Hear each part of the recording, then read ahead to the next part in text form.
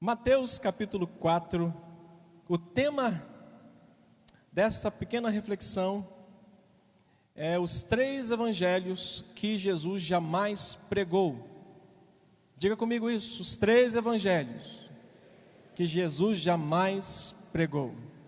Esse é o tema da nossa meditação hoje. Mateus capítulo 4, nós vamos ler do verso 1 ao 11, é um texto muito conhecido, que fala sobre a tentação de Jesus. Todos acharam? Nosso Deus e Pai, antes de lermos a Tua palavra, eu quero me submeter a Ti, como sempre tenho feito, sabedor das minhas limitações, da minha pequenez e da minha total necessidade do Teu Espírito para a revelação da Escritura, da Tua palavra. Onde eu te peço nesta noite, ó Deus, que o Senhor possa falar através da minha vida, e a todos quantos, Senhor, ouvirem esta Tua palavra, sejam abençoados e transformados por intermédio dela. Seja sobre a minha vida, mas também seja sobre a vida de cada um desses ouvintes que estão aqui nesta noite. Que a entrada dos Teus filhos aqui, Senhor, tenha sido para a glória do Teu nome e para a transformação da mente de cada um deles. Assim como o Senhor falou comigo, fala com cada um deles. Leva a nossa mente cativa ao trono da Tua graça, não permitindo que o diabo, roubador, venha nos tirar o direito de sermos abençoados por meio dela, em o nome de Jesus. A seguir, foi Jesus levado pelo Espírito ao deserto para ser tentado pelo diabo. E depois de jejuar 40 dias e 40 noites, teve fome.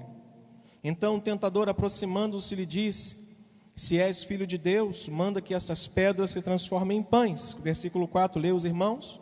Jesus, porém, respondeu: está escrito, não só de pão viverá o homem, mas de toda palavra que procede da boca de Deus. Então o diabo o levou à cidade santa e o colocou sobre o pináculo do templo. E lhe disse: se és filho de Deus, atira-te abaixo, porque está escrito, aos seus anjos ordenarás a teu respeito que te guardem, e eles sustentarão ou te sustentarão nas suas mãos, para não tropeçares em alguma pedra. Verso 7, os irmãos. Respondeu-lhe Jesus: também está escrito, não tentarás o Senhor teu Deus. Levou ainda o diabo num monte muito alto, e mostrou-lhe todos os reinos do mundo e a glória deles, e lhes disse o quê? Até o 11: tudo isto te darei, se prostrado me adorares. Então Jesus lhe ordenou: retira-te, Satanás, porque está escrito, ao Senhor teu Deus adorarás, e só a Ele darás culto. E com isso o deixou o diabo, eis que vieram os anjos e o serviram. Que o Senhor nos abençoe com a sua palavra. Poder sentar.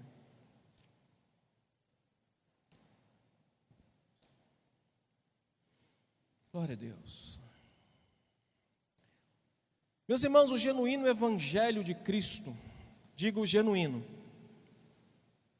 O genuíno evangelho de Cristo tem se confundido com 2 pensamentos humanos.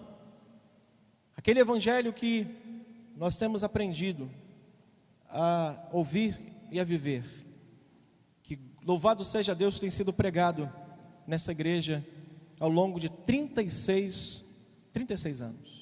Que estaremos fazendo agora no dia 31 de julho. Este genuíno evangelho pregado nessa igreja e pelas demais igrejas sérias tem sido confundido com 2 pensamentos ou 3 pensamentos humanos. Um pensamento de que o homem deve viver melhor. O homem pensa que deve e precisa viver melhor. Segundo pensamento humano é que o homem pensa em viver de modo mais fácil. E o terceiro pensamento é viver para aquilo que dá certo. Esses 3 evangelhos se confundem, ou seja, esses 3 pensamentos se confundem com o genuíno evangelho de Jesus, que nada tem a ver com esses 3 pensamentos humanos. Ou seja, viver de modo melhor, ter uma vida melhor.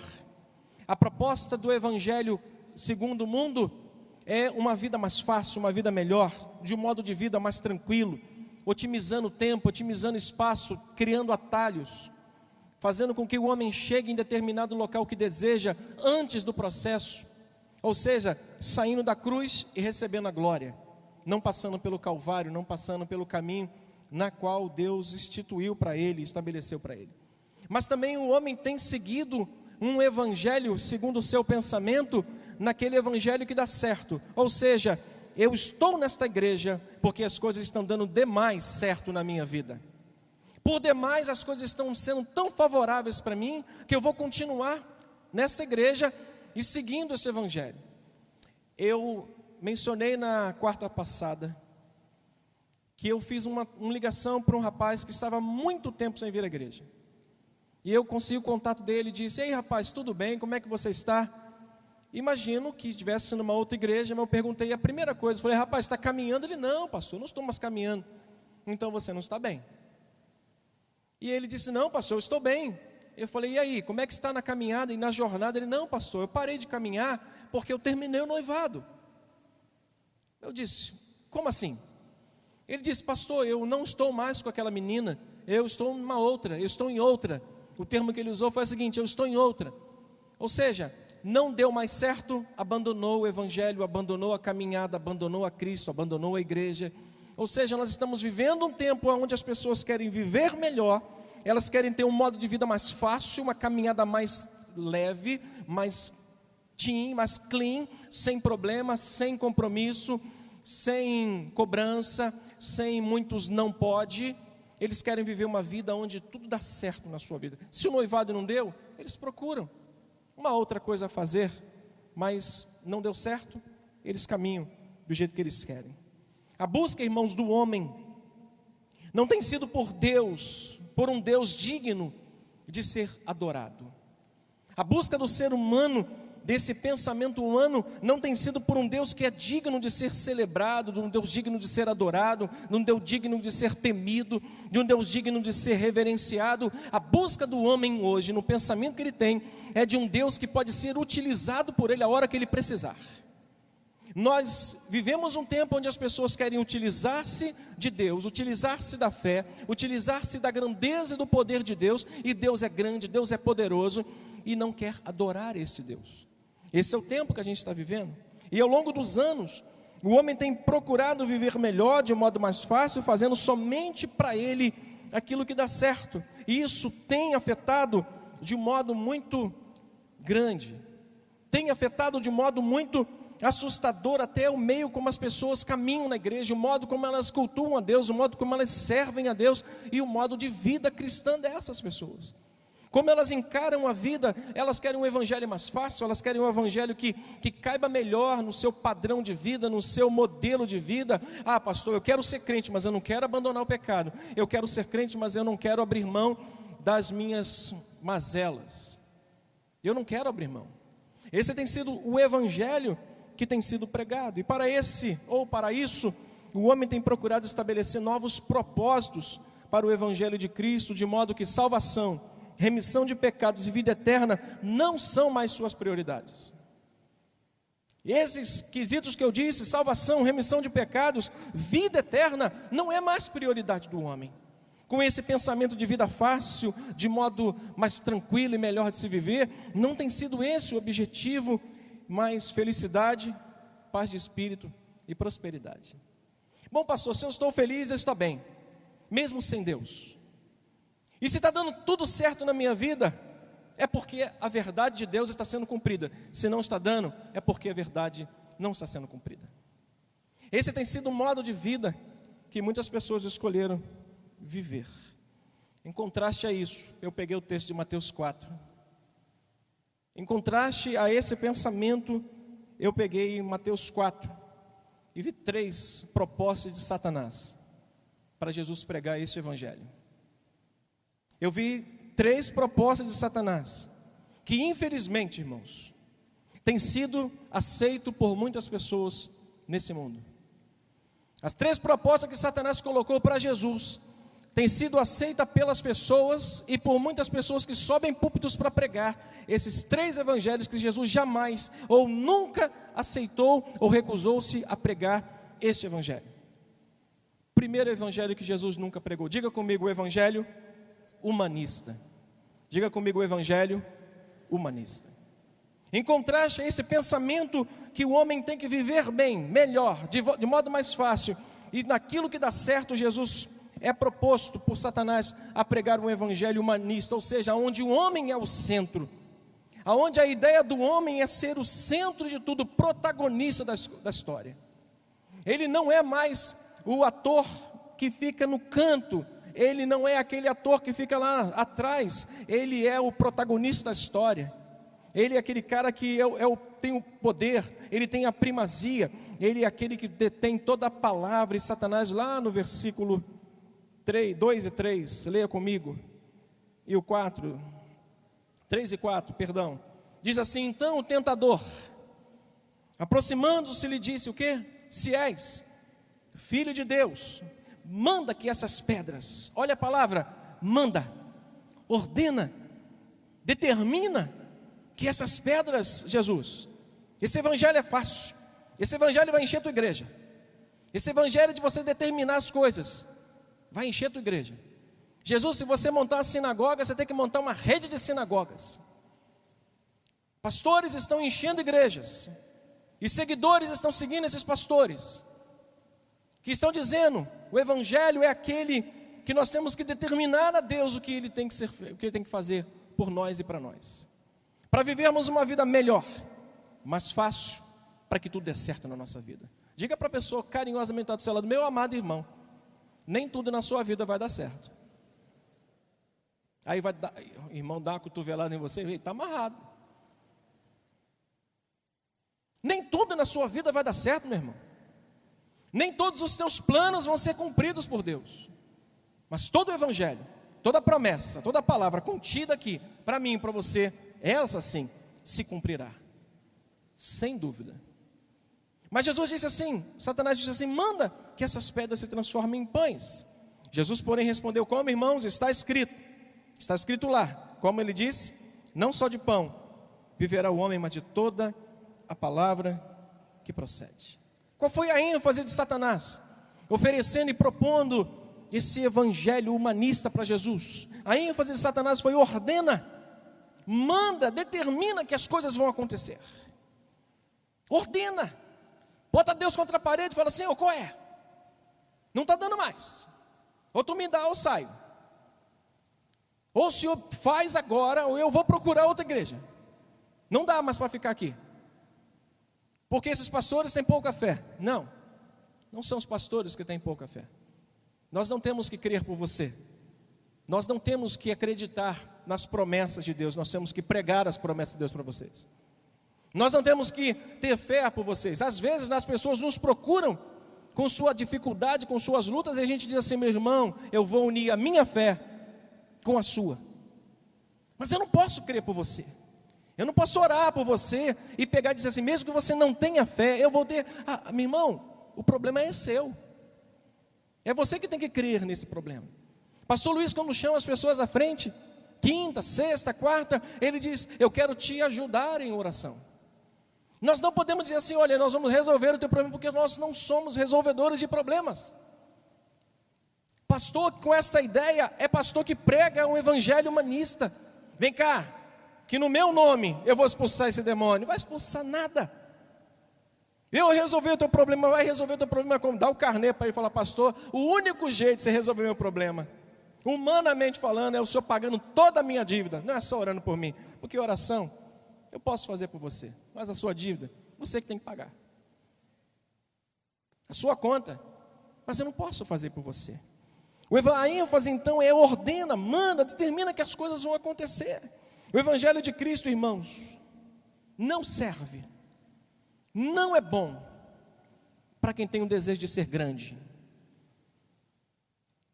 Tem grandeza? Quer grandeza? Escolha outra coisa, menos o evangelho. Pastor, mas eu quero chegar lá no pináculo do templo, eu quero ser o bambambam, o doutor em divindade, eu quero que Deus peça conselho a mim, eu quero receber um diploma. Teve um irmão uns anos atrás, graças a Deus tem muito tempo, que ele nos procurou. Eu estava ainda em outra igreja, aí esse irmão me procurou e abriu a pasta dele, sentou comigo e colocou mais ou menos uns 18 diplomas. na minha mesa. E eu disse: meu irmão, você quer servir com a gente? Você tem liberdade, venha servir com a gente. Mas nosso pedido é que todos os discípulos que trabalham na obra de Deus façam o CETEB. Aí eu disse: pastor, o que é o CETEB? É o Seminário Teológico de Base. Quando eu falei base, ofendeu o irmão. Sabe por quê? Porque ele disse assim: pastor, eu tenho um doutorado em apologética, eu tenho um mestrado e tal, e eu estou fazendo um outro doutorado agora. Eu falei: rapaz, você está faltando o doutorado de Deus. Mas eu disse: só tem um diploma que está lhe faltando. Ele: qual? O de servo. O diploma de servo lhe falta. Por isso, o Evangelho de Cristo, não humanista, não tem espaço para quem quer ser grande. Quer ver? 2 pessoas. Uma mãe chega para Jesus e fala assim: Senhor, quero te fazer um pedido. Quando subires o teu reino, quando vieres o teu reino, prepara um lugar para os meus 2 filhos, um à tua direita, outro à tua esquerda. Quando aquele pedido chega a Jesus, Jesus observa o pedido da mãe e diz: você não sabe o que está pedindo aos seus filhos? Aquelas 2 pessoas não sabiam que a mãe estava pedindo para ela. Se você quiser conferir o texto comigo, passe mais um pouquinho à frente. Mateus, capítulo 20, só poucos capítulos à frente. Só para que você leia o texto. Para você ver que o Evangelho de Cristo não tem espaço para quem quer ser grande. Capítulo 20, verso 20, diz assim: então se chegou a ele a mulher de Zebedeu com seus filhos, adorando-o, pediu-lhe um favor. Qual o favor que ela pediu? Olha que favor simples, talvez assim, humilde, né? Mas Jesus lhe respondeu. Pergunta é o seguinte: perguntou-lhe: o que queres? Ela respondeu, verso 21, manda que no teu reino esses 2 filhos se assentem, um à tua direita e o outro. Mas Jesus respondeu que não sabeis o que pedis. Podeis vós beber o cálice que estou para beber? Responderam eles: podemos. Então lhes diz: bebereis o meu cálice para sentar-se à minha direita e à minha esquerda? Aí, perdão, irmãos. Então lhes disse: bebereis o meu cálice, mas assentar-se à minha direita e à minha esquerda, diz o texto, não me compete concedê-lo. É, porém, para aqueles a quem está preparado por meu Pai. Ouvindo isto, os 10 indignaram-se com os outros 2 irmãos. Então Jesus, chamando-os, disse o quê? Sabeis que os governadores dos povos os dominam e os maiorais exercem autoridade sobre eles. Não é assim entre vós. Diga comigo: não é assim entre vós. Pelo contrário, leia o texto comigo: quem quiser tornar-se grande entre vós, será esse o que vos sirva. E quem quiser ser o primeiro entre vós, será esse o vosso servo. 28. Tal como o Filho do Homem, que não veio para ser servido, mas para servir e dar a sua vida em resgate de muitos.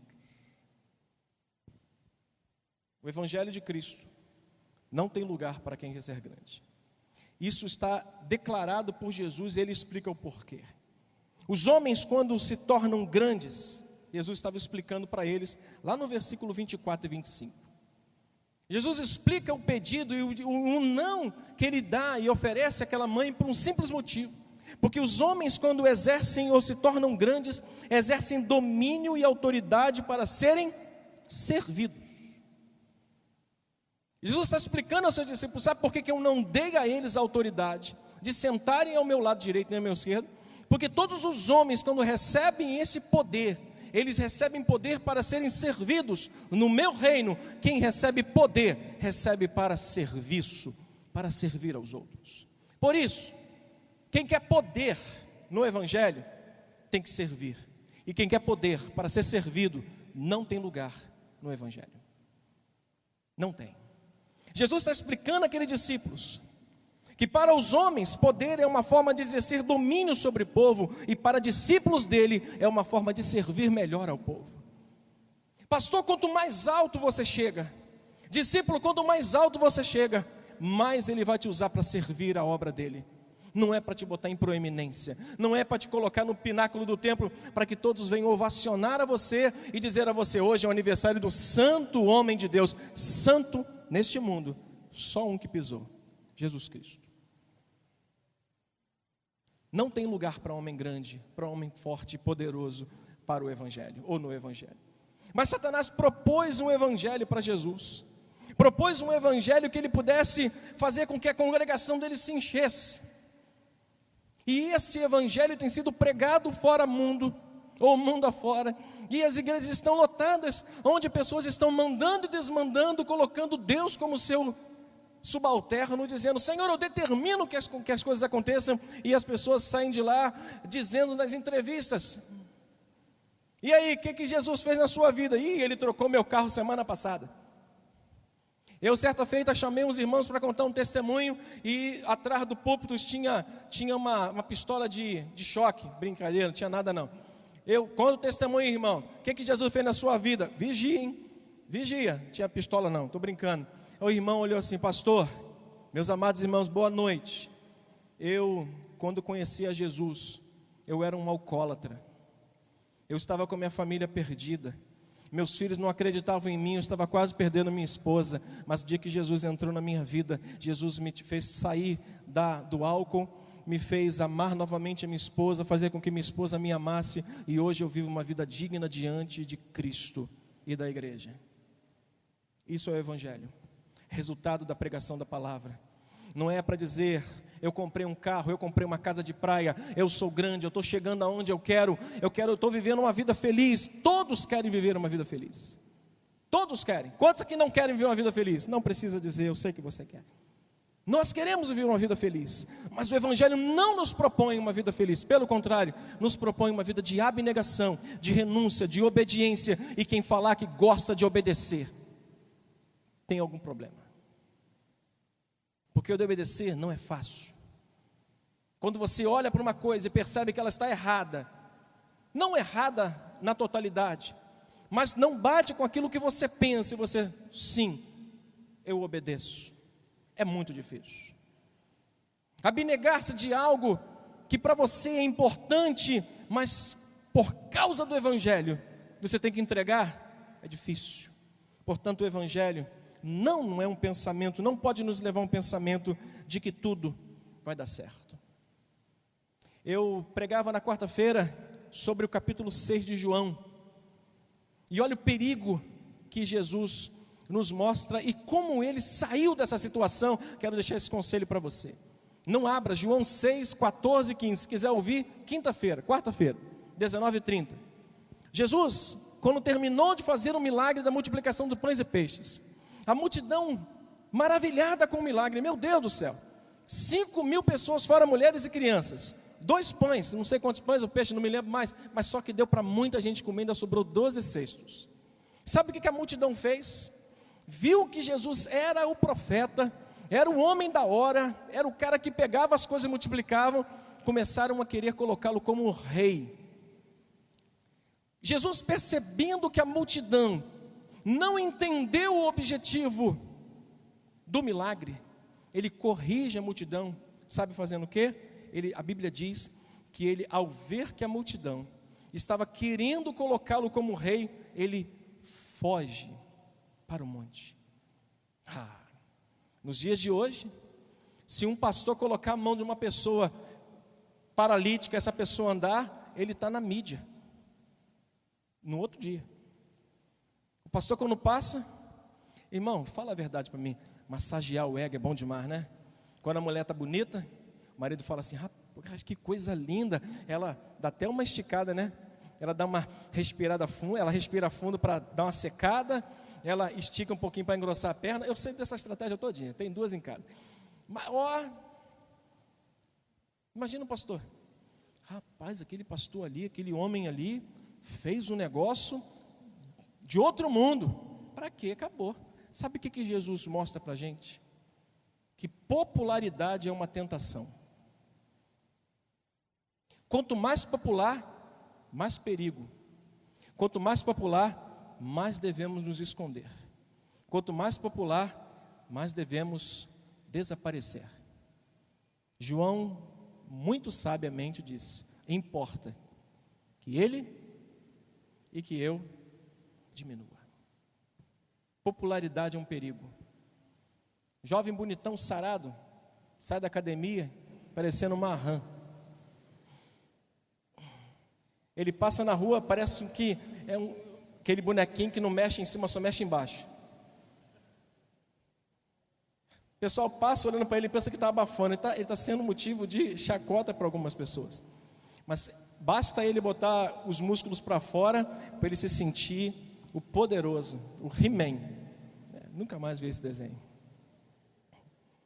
Meu irmão, Jesus recusou-se a pregar um evangelho onde o homem é o centro.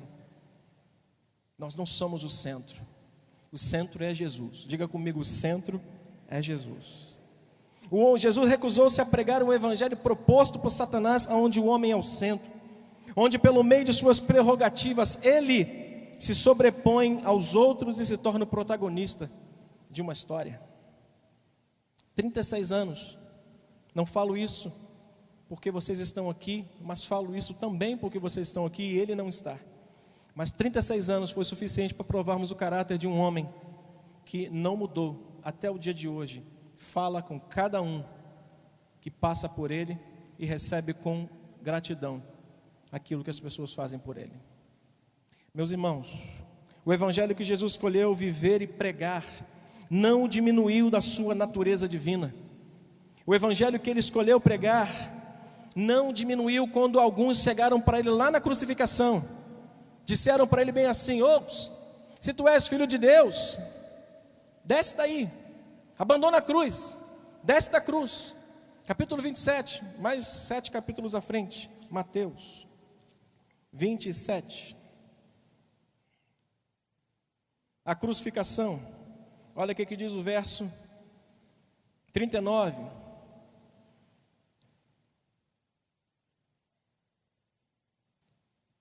Capítulo 27, verso 39, diz assim: os que iam passando, o que eles estavam fazendo? Leia mais forte comigo. Os que iam passando, blasfemavam, meneando a cabeça e dizendo o quê? Ó, tu que destróis o santuário e em 3 dias reedificas. O que eles disseram? Salva-te a ti mesmo, se és filho de Deus. E a proposta: desce da cruz. Mais ainda, 42, 41, e de modo que os principais sacerdotes, como os escribas e anciãos, escarnecendo, diziam o quê? Salvou os outros e a si mesmo não pode salvar-se. Mas o quê? É rei de Israel, desce da cruz e creremos em ti. Mas olha o verso 43, confiou em Deus, pois venha livrá-lo agora, se de fato lhe quer bem, porque disse: sou filho de Deus. Meus irmãos, o evangelho que Jesus viveu, escolheu viver e escolheu pregar, não o diminuiu da natureza divina que ele tinha. Ele não quis ouvir os homens que disseram: salva os outros e a si mesmo não pode salvar-se. Ele não foi diminuído quando ele não deu ouvidos aos homens. E o que mais temos hoje é uma perseguição, talvez, quanto à questão da nossa opção de viver uma vida em obediência, principalmente por parte do mal. Nós damos ouvidos às pessoas. Não está dando certo aqui. Eu conheço um lugar que Deus vai mudar a sua vida. O único lugar que pode mudar a vida de uma pessoa é se Jesus estiver nele. Se não estiver, não muda. Você pode ir para uma casa pequena, com uma pessoa pregando e uma cadeira para você sentar. Mas se Jesus não estiver ali, é só um lugar com uma pessoa e uma cadeira. Mas se Jesus estiver ali, entre, porque Deus vai mudar a sua vida. Mas se te convidarem a ir num lugar, dizendo: ali Deus vai falar contigo, vai te revelar, vai transformar a tua vida. Se Jesus não estiver, não saia do lugar onde você está, porque é aí que Jesus vai te abençoar e vai transformar a sua vida. Somos conduzidos a dar ouvidos às pessoas. Jesus não foi diminuído na sua natureza divina quando ele não deu ouvido às pessoas, dizendo: desce da cruz, abandona a cruz.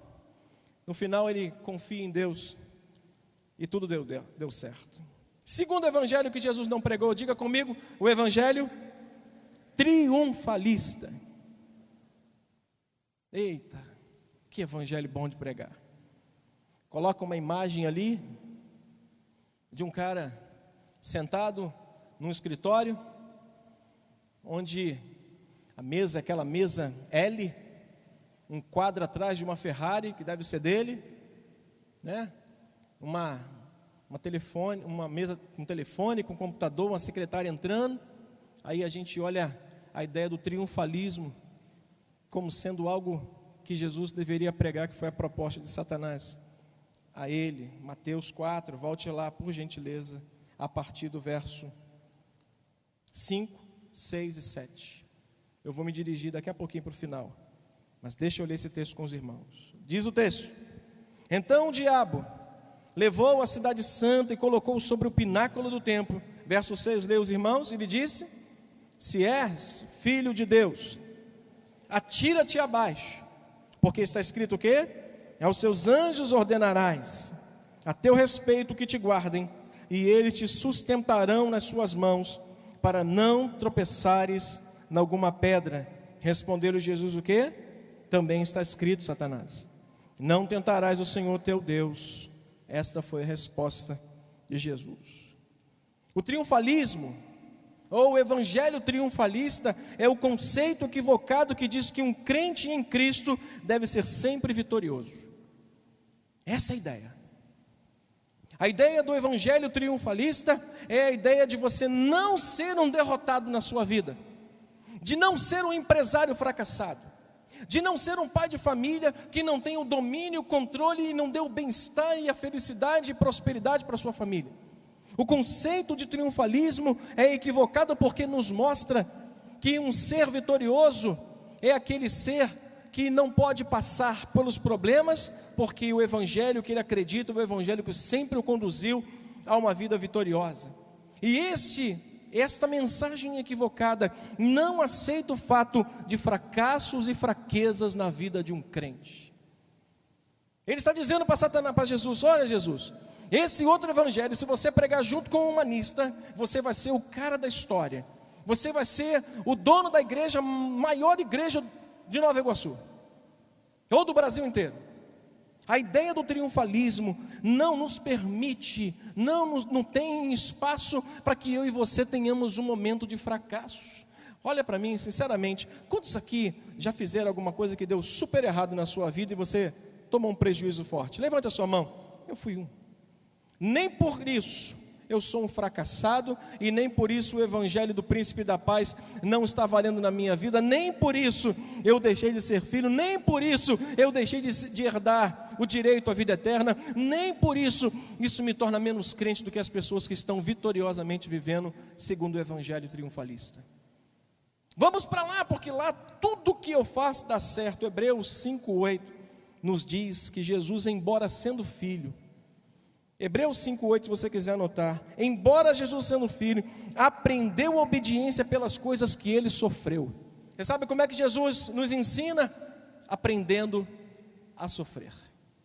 Pastor, mas sofrimento é uma coisa ruim? Sim, mas nisso nós aprendemos muitas coisas. E diz o texto ainda, ele aprendeu a obediência pelas coisas que sofreu e foi aperfeiçoado e tornou-se autor da nossa salvação.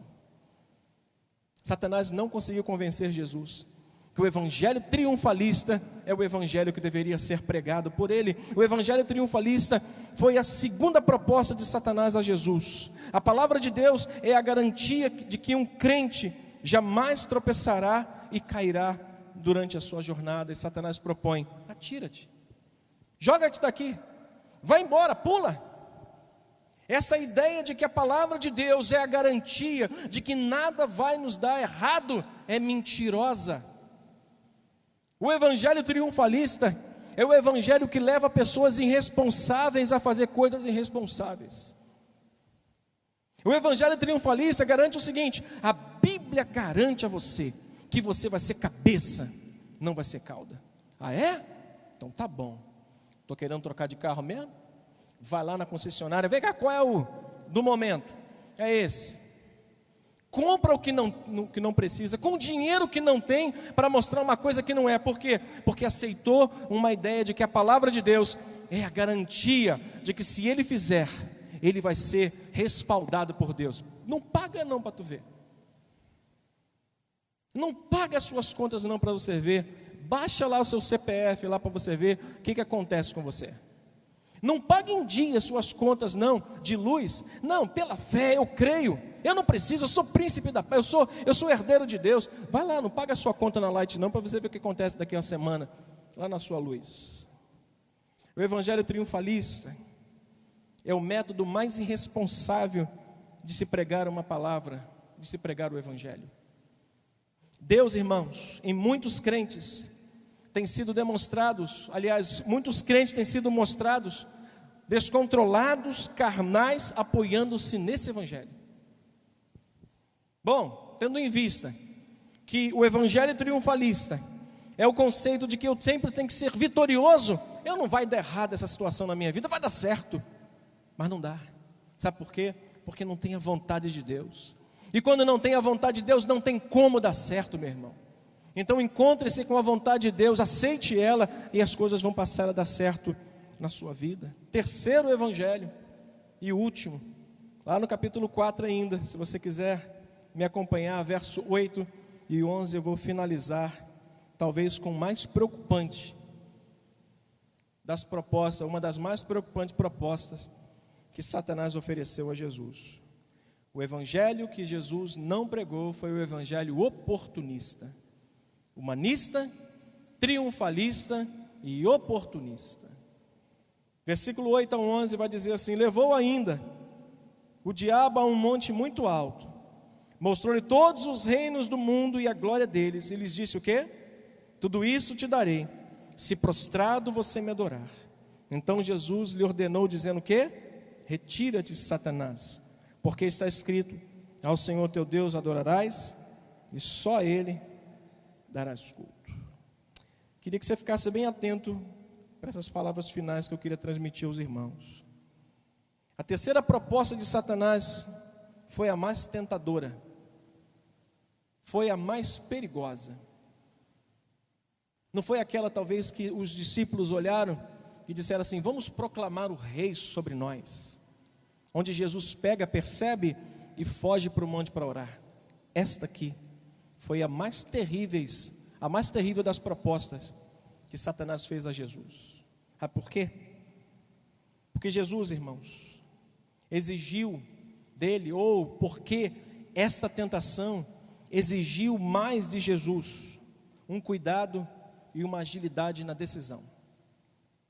Tentações como essa exigem de nós mais agilidade e mais seriedade nas nossas decisões. Ele não dialoga com Satanás, ele não perde nenhum momento, assim como ele fez lá com as pessoas. Ele não perde tempo em dizer assim: bom, a proposta é tentadora.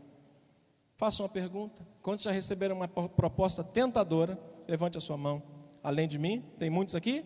Uma proposta tentadora? Sabe o que a gente tem que fazer com proposta tentadora? O que Jesus fez com Satanás: retira-te. Diga comigo: retira-te. Mais forte, diga: retira-te. Propostas tentadoras exigem de nós respostas mais conclusivas. Não brinque. Será que José falou assim: bom, tendo em vista que o meu patrão não está aqui, a gente pode começar conversando com a Potifaria. Potifaria foi denominada pelo pastor Arlindo como a mulher de Potifar. Potifaria. Bom, tendo em vista que o patrão não está aqui, primeiro vamos conversar para ver se a gente se afia. Depois, quem sabe, a gente pode pensar nos finalmente. Satanás quer que a gente faça isso, que a gente fique dialogando com a tentação e vendo se é possível ou não que a gente vá e conclua ela, de modo que a gente não vai ser tão afetado. José correu com as suas roupas no chão, do jeito que estava, partiu correndo. Irmãos, tentações como essa exigem de nós mais agilidade na nossa decisão.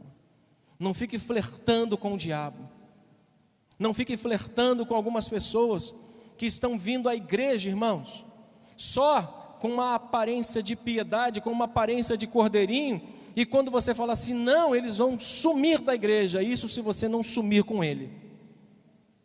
Exige de nós essas tentações uma atitude muito mais forte, dizendo assim: retira-te, sai, eu não quero mais. Meus irmãos, O maior e o mais perigoso apelo que o mundo tem feito, principalmente aos crentes, resumem a duas propostas: não percam tempo e não percam as oportunidades. Não podemos perder mais tempo, não podemos perder as oportunidades, tem que ser agora, decida agora ou cale-se para sempre. Essas tentações precisam ter em nós uma agilidade muito maior e uma decisão muito maior no nosso coração, dizendo: retira-te, vai embora. Amém, meus irmãos?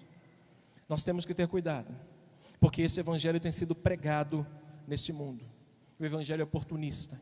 Aproveite as oportunidades, não perca tempo, essa é a hora de você ser feliz. Nosso maior problema, irmãos, não está como ou se o Senhor vai cumprir em nós aquilo que prometeu. Nosso maior problema é quando Ele vai cumprir. Aí que vem a maior das tentações. Nós estamos assim na casa de Deus, crendo que Ele vai cumprir. De certa forma, nós cremos na Bíblia. Você crê na Bíblia? Você crê na promessa de Deus? Quantos dizem amém para isso? Não temos dúvida quanto a isso. Mas o problema é quando isso vai se cumprir. Cremos nas promessas? Sim, pastor, eu creio nas promessas. Mas quando elas vão se cumprir? Aí que está o problema. E foi justamente aí que Satanás quis pegar Jesus. A questão da última tentação não era o tanto o de Jesus tornar-se um rei. Jesus sabia que ele iria se tornar rei sobre aquela nação. Jesus sabia que ele iria se tornar rei porque a palavra de Deus iria se cumprir. Mas Satanás propôs a ele duas coisas. Eu sei que você vai se cumprir, você vai ser rei sobre essa nação, você vai ser senhor, mas o modo como você vai chegar é muito doloroso. Então faz o seguinte, vamos seguir um atalho para que as coisas aconteçam de forma mais abreviadas. O Senhor prometeu reinado ao Filho depois da cruz. Satanás propôs o reinado sem a cruz. Esse é o grande perigo da nossa tentação. Não é se Deus vai fazer, porque diga comigo, Deus vai fazer. Diga comigo, Deus vai fazer. O problema não está aí, é quando Ele vai fazer. Aí as tentações vêm dizendo assim, Marcelo, dizendo assim, Marquinho, dizendo assim, Robson, dizendo assim, Luciana, vai demorar muito. Eu tenho um atalho para você. Essa tentação, que nós temos que ter cuidado com ela, porque esse evangelho tem sido pregado até os dias de hoje. Ou seja, o diabo prometeu um reinado sem sofrimento e uma coroa sem cruz, enquanto Jesus tinha certeza de que para ele chegar no reinado, ele tinha que passar pela cruz. Quero deixar 3 conselhos para os irmãos. Não aceite o evangelho humanista, não aceite o evangelho triunfalista e nem aceite o evangelho na sua vida oportunista. Não aceite. Não aceite um evangelho que te propõe uma vida melhor e mais fácil, uma vida cristã sem custo, onde só dá certo aquilo para a sua vida e a verdade somente o que dá certo. Primeiro conselho, não aceite esses evangelhos na sua vida. Não aceite, ele vai destruir a sua vida. Segundo conselho, não aceite o evangelho de atalhos e de caminhos mais curtos. O que Deus tem que fazer na sua vida, se tiver que passar pela cruz, passe pelo sofrimento da cruz. Passe pelo tempo que você tiver de passar, pelas lutas que você tiver de enfrentar, mas não abandone o caminho que Deus trilhou para a sua vida. E último, não aceite o evangelho que só te propõe felicidade, porque o evangelho não nos propõe, ele nos propõe salvação, não felicidade. Diga para o irmão que está do seu lado, meu amado irmão, o evangelho não nos propõe felicidade, nos propõe salvação eterna. Recebe essa palavra? Curve sua cabeça, vamos orar. Nosso Pai, nosso Deus, como já dizia um sábio muitos anos atrás, de que evangelho bom não é o evangelho que enche a igreja, não é o evangelho que mostra às pessoas o caminho mais breve para ser feliz. Como disse o sábio, o evangelho bom não é aquele que esconde a cruz, não é aquele que mostra para a gente que o caminho mais curto é o caminho de Deus, mas felicidade, o evangelho bom é aquele onde leva as pessoas a viverem uma vida santa, pagando o preço de ser obediente e, por fim, receber a vida eterna, que é a recompensa de todos que querem e aceitam esse evangelho. Pai, que nesta noite, essas palavras de conselho tenham encontrado um coração pronto para te obedecer, em nome de Jesus.